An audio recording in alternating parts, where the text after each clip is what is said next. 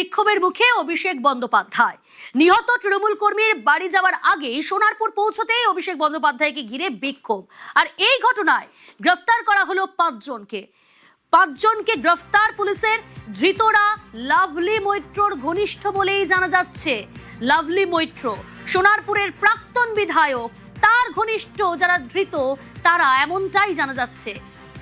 গতকাল সোনারপুরে বিক্ষোভের মুখে অভিষেক, নির্মাল্য সেনগুপ্ত, আকাশ গায়েন, তপন মাইতি সহ মোট 5 জন গ্রেফতার।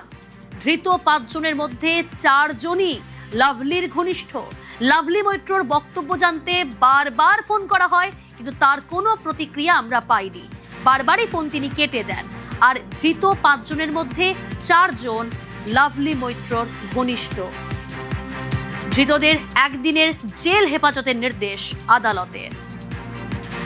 নির্মাল্য সেনগুপ্ত, তপন গায়েন। ধৃত নির্মাল্য সেনগুপ্ত তৃণমূল কর্মী বলেই দাবি করছেন তার পরিবার। তৃণমূল সংসদ যে আমরা ওই পার্টি করি, সুতরাং আমাদের খুব তার উপর থাকবে কেন? আমার হাজবেন্ড বরাবরই তৃণমূল পার্টি করে আসছে। 1998 সাল থেকে, যবে থেকে তৃণমূলের জন্মলগ্ন, তবে থেকে তৃণমূলই করছে, ও অন্য কোনো পার্টি করেনি। ভোটের রেজাল্টের পর পালাবদল যেটা হলো, বহু তৃণমূল কর্মীরা তো পাল্টি খেয়ে বিজেপিতে ঢুকে গেছে, ও কিন্তু সেটা করেনি, ও এখনো তৃণমূলই করে। লাভলি মৈত্রকে হারিয়ে এবার সোনারপুর দক্ষিণের বিধায়ক হয়েছেন রূপা গঙ্গোপাধ্যায়। তিনিও বলছেন যারা এই ঘটনা ঘটিয়েছে তারা লাভলি মৈত্র ঘনিষ্ঠ। বেশ কিছু ছবি আছে আমার কাছে যে যাদেরকে আইডেন্টিফাই করা গেছে, আগের এমএলএ এর সঙ্গে তারা একদম নিত্যভাবে যোগসূত্র ছিল। আমি সর্বস্তরের যারা অফিসার্স আছেন তাদের অনুরোধ করব, প্রপার ইনভেস্টিগেশন হওয়া দরকার। ওরাই কেন, যাকে যুবরাজ বলে তারা এতদিন ধরে ডেকেছে অভিষেক, তাকে কেন এভাবে হেনস্থা করলো? ওদের বেশ কিছু লোক এটা অর্গানাইজ করেছে, এবং তার মধ্যে আমি লোকাল লোকেদের মধ্যে বলতে শুনেছি বাবলা টাবলা এরকম কেউ আছেন যারা কাউন্সিলরের স্বামীরা, তারা আছেন ওখানে। তো তারা এই ব্যবস্থাটা করলেন কেন? জেনে বুঝে অভিষেক বাবুকে ওখানে নিয়ে যাওয়া হলো কেন? যারা এটা ক্রিয়েট করেছে বিজেপি সরকারকে দুর্নাম করার জন্য, তাদের জন্য পুলিশ ধরে আইডেন্টিফাই করে, যা উপযুক্ত যথাযুক্ত শাস্তি যেন তারা পায়। যেটা হয়েছে ওনাকে হেনস্থা হতে হচ্ছে সেটা সুখকর নয়। এখানে আইডেন্টিফাই করা গেছে বেশ কিছু লোককে যারা অ্যাকচুয়ালি লাভলি মৈত্রের সঙ্গে থাকতেন, এবং দেখা গেছে তারা টাকা তুলতেন। তারাও উল্টে কেন মেরেছেন? তার মানে তারা মানুষকে প্ররোচিত করেছেন, সাধারণ মানুষ জনতাকে প্ররোচনা দিয়েছে। এটা এক্ষুনি ইনভেস্টিগেশন প্রয়োজন। তৃণমূলে অভিষেককে মেরেছে দাবি বিজেপির রাজ্য সভাপতি শ্রমিক ভট্টাচার্যের। তৃণমূল কেন তৃণমূলকে মারছে?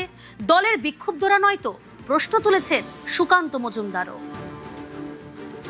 গত 6 মাস ধরে আমি ধারাবাহিকভাবে বলে গেছি, তৃণমূল কংগ্রেস চলে যাওয়ার পরে তৃণমূলকে আক্রমণ করবে। যে পরিস্থিতি তৈরি হওয়ার আশঙ্কা ছিল মানুষের, যে তৃণমূল কংগ্রেসের বিধায়ক বেশ কয়েকজন, কিছু মন্ত্রী, তারা লিঞ্চিং এর শিকার হবেন, আমরা দায়িত্ব নিয়ে আজকে সেই অবস্থায় পৌঁছতে দিইনি। কিন্তু দীর্ঘদিনের অবদমিত ক্ষোভ এবং না পাওয়ার ব্যথা যদি তৃণমূলের একাংশকে তৃণমূলের বিরুদ্ধে আক্রমণ করতে উদ্যত হয়ে থাকে, তো সেখানে প্রশাসন কি করবে?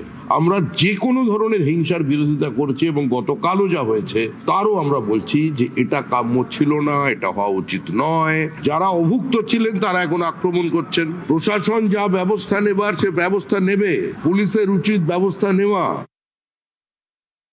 কালকে যে ঘটনা তার আসল রূপ বা চিত্র সামনে আসতে শুরু করে দিয়েছে। 6 জনকে পুলিশ অলরেডি গ্রেপ্তার করেছে। সেই 6 জনই দেখা যাচ্ছে তারা তৃণমূল কর্মী, লাভলি মৈত্রর একদম কাছের এবং লোকাল কাউন্সিলরের একদম কাছের। এবার এটার তদন্ত হওয়া উচিত যে তৃণমূলের যারা তৃণমূল করত তারা কেন অভিষেক বন্দ্যোপাধ্যায়ের উপরে পচার ডিম ছুঁড়ে মারলো। এই প্রশ্নের উত্তর এখন মমতা বন্দ্যোপাধ্যায়কে দিতে হবে।